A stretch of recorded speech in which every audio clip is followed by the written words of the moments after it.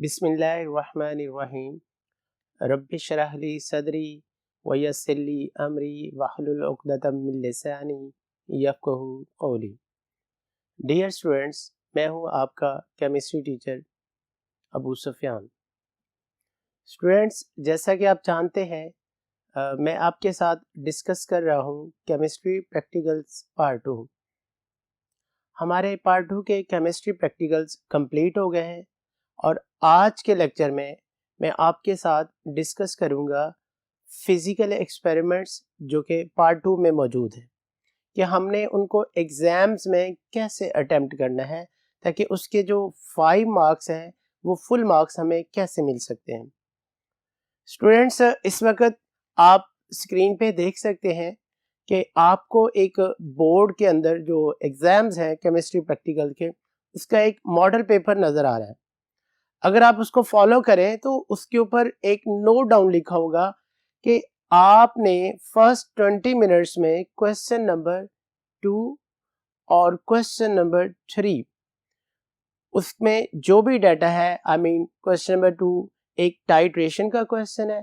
सो उसमें एग्जामिनर आपसे डिमांड कर रहा है कि आप उसका principal, procedure, standard solution, equation, mole ratio और सपोज कैलकुलेशन जो है वो लिख दे। इसके साथ साथ एग्जामिनर आपसे ये भी डिमांड कर रहा है कि जो क्वेश्चन नंबर 3 है उसका प्रोसीजर भी आप फर्स्ट 20 मिनट्स में लिख दे। यानी 20 मिनट्स में आपने क्वेश्चन 2 और 3 को ओरली अटेम्प्ट करना होता है और क्वेश्चन नंबर 2 जो कि एक टाइट्रेशन है वो आप पार्ट 1 में स्टडी कर चुके हैं, उसकी परफॉर्मेंस और उसका तरीकाकार। जबकि जो क्वेश्चन नंबर 3 है वो एक फिजिकल एक्सपेरिमेंट से है। स्टूडेंट्स, हमारे सिलेबस में टोटल फिजिकल एक्सपेरिमेंट्स 12 हैं।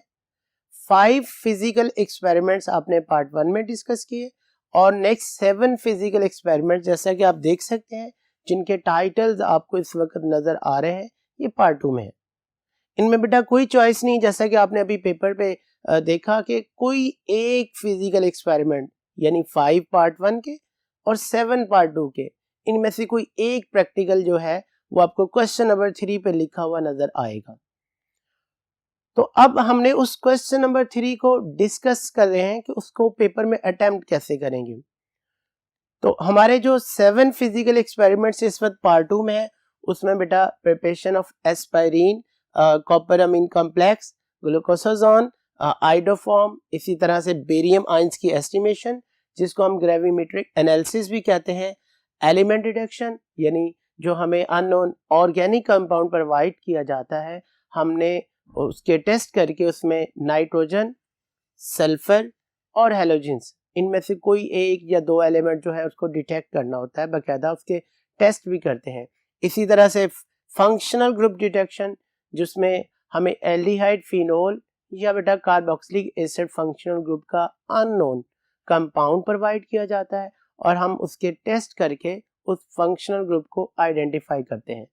इन 7 प्रैक्टिकल्स के जो 5 मार्क्स का क्रेडिट जैसा कि आपको नजर आ रहा है यहाँ पर, हमने इंडिविजुअली कैसे इसको फुल क्रेडिट ऑब्टेन करने हैं। तो आइए स्टूडेंट्स, अब हम नेक्स्ट बोर्ड की तरफ चलते हैं जहां पर मैं आपके साथ इन 7 फिजिकल एक्सपेरिमेंट्स को डिस्कस करता हूं। जी डियर स्टूडेंट्स, इस वक्त आप बोर्ड पे देख सकते हैं कि हमारे पार्ट 2 के जो 7 फिजिकल एक्सपेरिमेंट्स हैं उनकी डिटेल, उनके मार्क्स नजर आ रहे हैं। जैसा कि मैं अभी बता रहा था आपको कि फिजिकल एक्सपेरिमेंट को आपने टाइट्रेशन के साथ फर्स्ट 20 मिनट्स में जुबानी भी लिखना होता है। अगर हम इसको फर्दर डिवाइड कर लें इस टाइम को तो राउंड अबाउट हमारे पास 15 मिनट्स यूज हो जाते हैं टाइट्रेशन के प्रैक्टिकल को लिखने में और जस्ट 5 मिनट्स हमें मिलते हैं जिसमें हमने फिजिकल एक्सपेरिमेंट को जुबानी लिखना होता है। तो बात करते हैं कि हमने उस 5 मिनट्स में इस प्रैक्टिकल को किस तरह से लिखना है और बाकी जो इसका परफॉर्मेंस वाला पार्ट होता है उसमें हमें इसके मार्क्स कैसे मिलते हैं। अगर तो स्टूडेंट्स हमें कोई एक क्वेश्चन इस तरह से आ जाए कि एस्पाइरिन ग्लूकोसाजोन, कॉपर अमीन कम्प्लेक्स और आइडोफॉर्म, इनमें से कोई एक आ जाता है, ये हमारी 4 प्रिपरेशन है। तो देन बेटा जो आपके पास फर्स्ट 20 मिनट्स में से 5 मिनट्स है, उसमें आपने इस प्रैक्टिकल के बेटा मटेरियल यानी जो भी उसमें केमिकल या अपरेटस यूज हो रहा है वो लिखना है, उसकी इक्वेशन बनानी है और जिस तरीके से हम वो चीज बनाते हैं उसका प्रोसीजर मेंशन करना है और आपको इसके 2 मार्क्स प्रोवाइड किए जाएंगे। ये आपने जुबानी लिखना होता है। और आफ्टर देन जब परफॉर्मेंस की बारी आती है, देन आपने इसको बनाना है, इसको परफॉर्म करके उसका रिजल्ट आंसर शीट पे लिखना होता है और इसके परफॉर्मेंस और रिजल्ट को मेंशन करने के 3 मार्क्स, प्रोवाइडेड दैट कि आपने ये ऑपरेटर सेटअप कैसे किया है, एग्जामिनर को बताया है, उसको सारा कुछ दिखाया है और आंसर शीट पे इसका प्रूफ, इसका रिजल्ट होता है।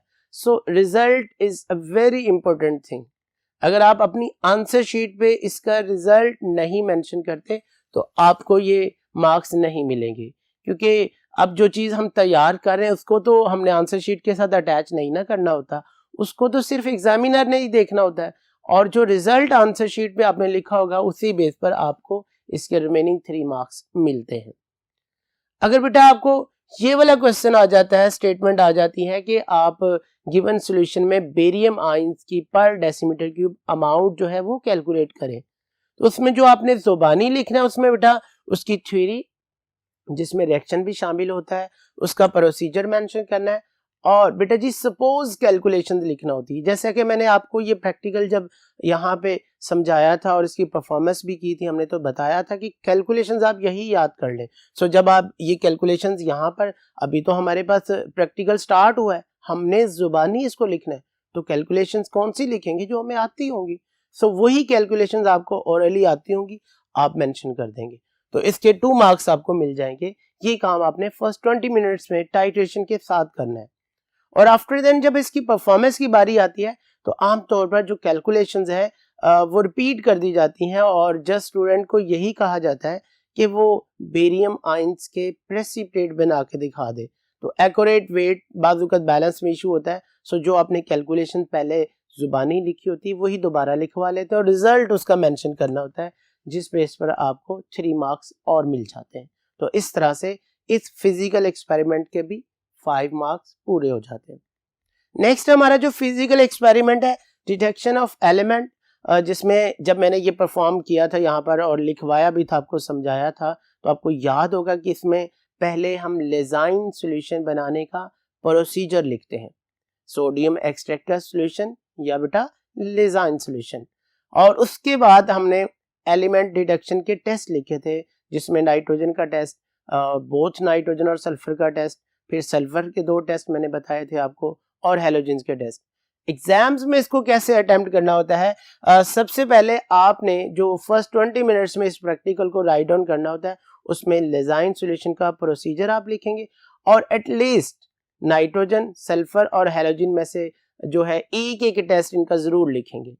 फॉर एग्जाम्पल एक टेस्ट आपने नाइट्रोजन का लिख दिया, एक सल्फर का और एक जो है हैलोजन, और ऑल प्रेजेंट करेंगे क्योंकि अभी तो आप जुबानी लिख रहे हैं, आप इसको परफॉर्म थोड़ी अभी कर रहे हैं कि आप सिर्फ एक आध रेडिकल को जो इंडिकेट करें। सो इसमें आपने सबके टेस्ट मेंशन करना होते हैं और फर्स्ट 20 मिनट्स में ये काम हो जाएगा और आपको इसके 2 मार्क्स जो है वो क्रेडिट दिया जाएगा। और जब इसकी परफॉर्मेंस की बारी आती है तो उस वक्त बैच में जितने स्टूडेंट्स एग्जाम दे रहे होते हैं सबको different unknown organic compound provide किया जाता है और स्टूडेंट उनके टेस्ट करता है। अब जो एलिमेंट इंडिकेट हो रहा है सिर्फ वही लिखना होता है। जैसे कि मैंने आपके सामने इस प्रैक्टिकल को 3 टाइम जो है वो परफॉर्म किया था और हमारा जो रिजल्ट निकला था, एक कंपाउंड में हमने नाइट्रोजन को इंडिकेट किया था, तो एक में बोथ नाइट्रोजन सल्फर और एक में क्लोरीन था। सो अब जब आपने इसको परफॉर्म करके दोबारा अपनी आंसर शीट पे इसको लिखेंगे, देन सिर्फ उसी एलिमेंट को प्रेजेंट करेंगे जो हमारे पास टेस्ट में आया है और बाकी सबको प्रेजेंट नहीं करना, टेस्ट मेंशन करना होते हैं। ये काम आपने करना होता है परफॉर्मेंस के दौरान। इसके आपको रिवॉर्ड जो है 3 मार्क्स का दिया जाता है। और इसी तरह से लास्ट फिजिकल एक्सपेरिमेंट जो है वो बेटा बिलोंग कर रहा है फंक्शनल ग्रुप से और हमारे सिलेबस में 3 फंक्शनल ग्रुप जो है वो आइडेंटिफाई करना शामिल है, जिसमें एल्डिहाइड का फंक्शनल ग्रुप होता है, कार्बोक्सिलिक एसिड का फंक्शनल ग्रुप होता है और फिनोल का फंक्शनल ग्रुप। तो स्टूडेंट्स इसको हमने कैसे अटेम्प्ट करना है, तो फर्स्ट 20 मिनट्स में जब आप टाइट्रेशन लिख लेंगे तो उसके साथ फंक्शनल ग्रुप का जो आपने एक्सपेरिमेंट राइट डाउन करना है, स्टार्ट में ही आपने कॉलम बना लेने, एक्सपेरिमेंट, ऑब्जर्वेशन एंड इन्फ्रेंसेस। जैसे कि मैंने ये आपके सामने जब लिखा भी था, परफॉर्म भी किया था, तो स्टार्ट से ही हमने इसके कॉलम बना लिए। और चूंकि जस्ट 2 मार्क्स का ये प्रोसीजर है, तो उसमें एटलीस्ट आपने 1 या 2 एल्डिहाइड के टेस्ट लिखेंगे, 1 या 2 फिनोल के और 1 या 2 कार्बोक्सिलिक एसिड के टेस्ट मेंशन करेंगे। और जब टेस्ट की परफॉर्मेंस की बारी आएगी तो उस बैच में तमाम स्टूडेंट्स को सेपरेट ऑर्गेनिक कंपाउंड्स प्रोवाइड किए जाते हैं और वो स्टूडेंट बाकायदा उनके टेस्ट करता है, फिर जोन सा कंपाउंड इंडिकेट हुआ फिर उसी के टेस्ट लिखने हैं, फिर बाकियों के नहीं लिखने होते। फॉर एग्जांपल आपने वो लिटमस टेस्ट से किया तो पता चला जी एल्डिहाइड आ गया, आपने फर्दर उसके 3 कंफर्मेटरी टेस्ट किए और वो कंफर्म हो गया, तो अब आपने अपनी आंसर शीट में जो परफॉर्मेंस वाली आंसर शीट होगी उसमें जस्ट आपने एल्डिहाइड के टेस्ट अब मेंशन करने होंगे, फिनोल कार्बोक्सिलिक एसिड नहीं। तो क्या बात समझ में आई इस प्रैक्टिकल के लिए कि जब आपने इसको जुबानी लिखना है तो एटलीस्ट 1 और 2 टेस्ट 3 फंक्शनल ग्रुप के आप उसमें राइट डाउन करेंगे।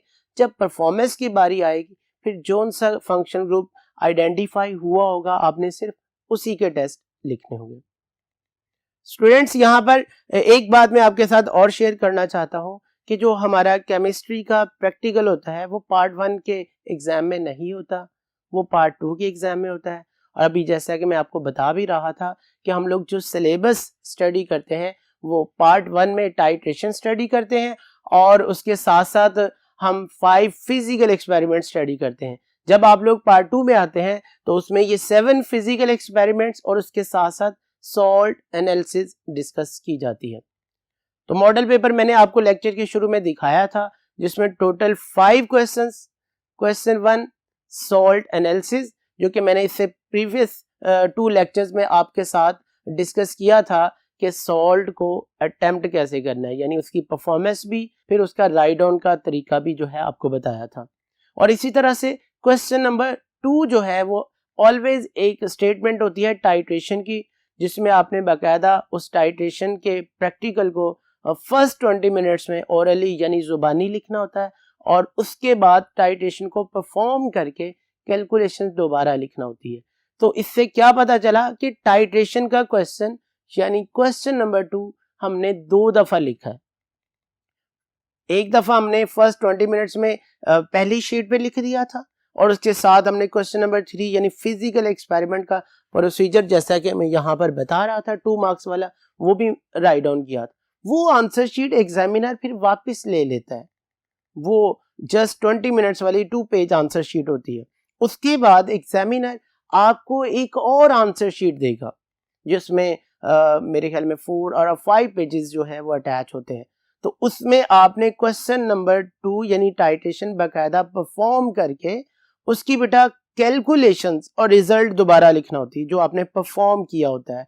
पहले उसका ऑब्जर्वेशन टेबल बनाते हैं, उसके मुताबिक उसकी कैलकुलेशंस और रिजल्ट लिखते हैं। और इसी तरह से जो फिजिकल एक्सपेरिमेंट जैसा कि आज मैंने आपके सामने डिस्कस किए, इनको भी अब आपने 2 टाइम अटेम्प्ट कर लिया, यानी फर्स्ट 20 मिनट्स में आपने उसका प्रोसीजर या कैलकुलेशंस हैं या कोई टेस्ट हैं वो ज़बानी लिखे और आफ्टर देन उसकी परफॉर्मेंस करके उसका रिजल्ट फिर परफॉर्मेंस वाली शीट पे लिखा। और उसके बाद बेटा अभी मैंने आपके सामने मॉडल पेपर जो शेयर किया था उसमें क्वेश्चन नंबर 4 और क्वेश्चन नंबर 5 ये बेटा वाइवा और कॉपी के होते हैं। वाइवा जो एग्जामिनर आपसे क्वेश्चन पूछता है, यूजुअली जो रिलेटिव प्रैक्टिकल्स होते हैं उन्हीं से वो पूछता है, और इसके अलावा कॉपी होती है, कॉपी के 2 मार्क्स और वाइवा के 3 मार्क्स होते हैं। इस तरह से हमारा जो कंप्लीट जो प्रैक्टिकल का पेपर होता है बेटा पार्ट 2 के एग्जाम्स के साथ होता है और ये 30 मार्क्स का जो है ये प्रैक्टिकल होता है। और इसमें जैसे मैंने आपके सामने सारे टेस्ट और सारा तरीका का डिस्कस किया, आप इसके अकॉर्डिंग अपनी तैयारी करें, इंशाल्लाह आप भी 30 में से 30 मार्क्स ऑब्टेन कर सकते हैं। जी स्टूडेंट्स, इसके साथ ही आज केमिस्ट्री पार्ट 2 के लेक्चर्स जो है वो ख़त्म हुए। मेरी दुआ है कि अल्लाह ताला आपका दुनिया और आखिरत में हामी और नासिर हो। अल्लाह हाफिज़।